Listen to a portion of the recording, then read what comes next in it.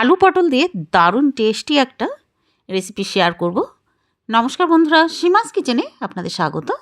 আলু পটল দিয়ে বন্ধুরা আপনারা অনেক রকমভাবে বানিয়েছেন, তবে আজকে আমি কিভাবে বানাবো সেটাই আপনাদের সঙ্গে শেয়ার করব। তো এই রেসিপির জন্য 250 গ্রাম পটল নিয়েছিলাম। পটলগুলোকে সবার আগে ধুয়ে তারপরে ছুরির হেল্প দিয়ে দেখুন এইভাবে চেঁচে বের করে দেবো খোসাগুলো।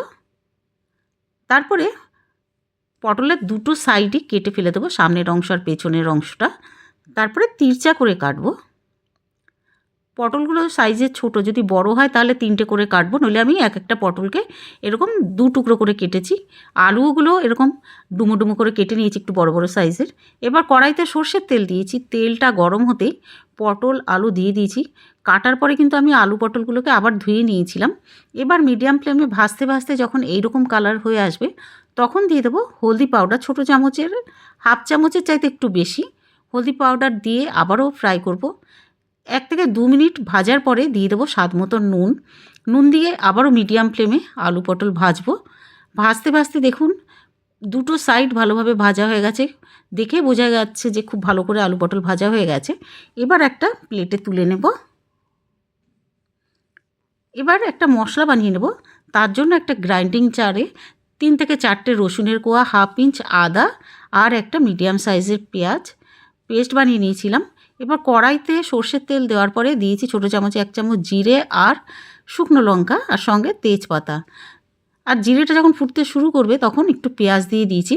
একটা মিডিয়াম সাইজের পেঁয়াজের হাফ অংশটা দেওয়ার পরে পেঁয়াজটাকে একটু ভেজে নেব। যখন ভাজতে ভাজতে পেঁয়াজের কালারটা চেঞ্জ হয়ে যাবে তখন এই যে আদা রসুন বেটেছিলাম না, সেটা দিয়ে দেব।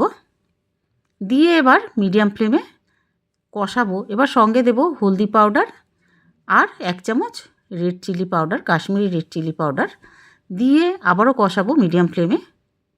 এবার আরেকটা মশলা বানাবো। তার জন্য একটা মিডিয়াম সাইজের টমেটো, কয়েকটা কাঁচা লঙ্কা, 3 থেকে 4টে কাঁচা লঙ্কা আর 1 চামচ তিল নিয়েছি, সাদা তিল। একটু জল দিয়ে এটারও পেস্ট বানিয়ে নিয়েছি। এবার এই পেস্টটাও দিয়ে দেবো কড়াইতে, দিয়ে আবার ভালো মতন কষাবো। 3 থেকে 4 মিনিট মিডিয়াম ফ্লেমে বারবারে নাড়তে নাড়তে এটাকে কষাবো। মিডিয়াম ফ্লেমে কিন্তু রাখতে হবে। এবার দিয়ে দেবো 1 চামচ জিরে পাউডার, ভাজা জিরে পাউডার। এটা 2 চামচ দিয়েছি সরি বন্ধুরা, সঙ্গে হাফ চামচ ধনের গুঁড়ো। আর গ্রাইন্ডিং জারে একটু মশলা লেগেছিল তাই একটু জল দিয়ে 3 থেকে 4 টেবিল স্পুন জল দিয়ে ওই জলটাও ঢেলে দিয়েছি। এবার মিডিয়াম ফ্লেমে ভালো করে কষাবো। কষাতে কষাতে দেখুন এরকম এতটা কমে এসেছে, মশলা শুকিয়ে গেছে। এবার ভেজে রাখা আলু পটল দিয়ে দেবো। দিয়ে এবার মশলার সঙ্গে আলু পটলকে কষাবো খুব ভালো করে। 4 থেকে 5 মিনিট কষানোর পরে দিয়েছি হোমমেড গরম মশলা, ঘরে বানানো গরম মশলা আর সঙ্গে ঘি দিয়েছি হাফ চামচ, দিয়ে আবারও কষাবো। এবার নুন আর একটু দিয়ে দেবো, স্বাদ মতো নুন দিয়ে মশলার সঙ্গে আলু পটল কষাতে হবে। যত বেশি কষানো হবে না টেস্ট তত বেশি ভালো হবে বন্ধুরা। এবার হাফ কাপ মতন জল দিয়েছি, কারণ কষানোর সময় অথবা আগে ভাজার আগেও পটল আলু প্রায় 80% সেদ্ধ হয়ে গেছিলো। এবার লিডটা লাগিয়ে দিয়েছি 3 মিনিটের জন্য। 3 মিনিট পরে লিডটা সরিয়ে দেখুন তৈরি হয়ে গেছে। বন্ধুরা আপনারা যদি ঝোল ঝোল খেতে চান তাহলে জলটা আর একটু বেশি দিয়ে দেবেন পরিমাণে। আমি শুকনো রেখেছি কারণ ডালের সঙ্গে পাশে খাবো অথবা শুকনো ভাতে খাবো বলে সাইডের ডিশ হিসাবে, সেই জন্য এভাবে আমি জল কম দিয়েছি, মাখা মাখা করেছি। পুরো ভিডিওটা আশা করছি বন্ধুরা ভালো লাগবে আপনাদের।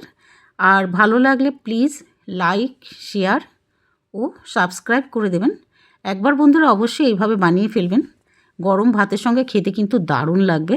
তাছাড়া ডাল ভাতের সঙ্গেও সাইডে রেখেও এটা খাওয়া যাবে। পুরো ভিডিও দেখার জন্য অনেক অনেক ধন্যবাদ।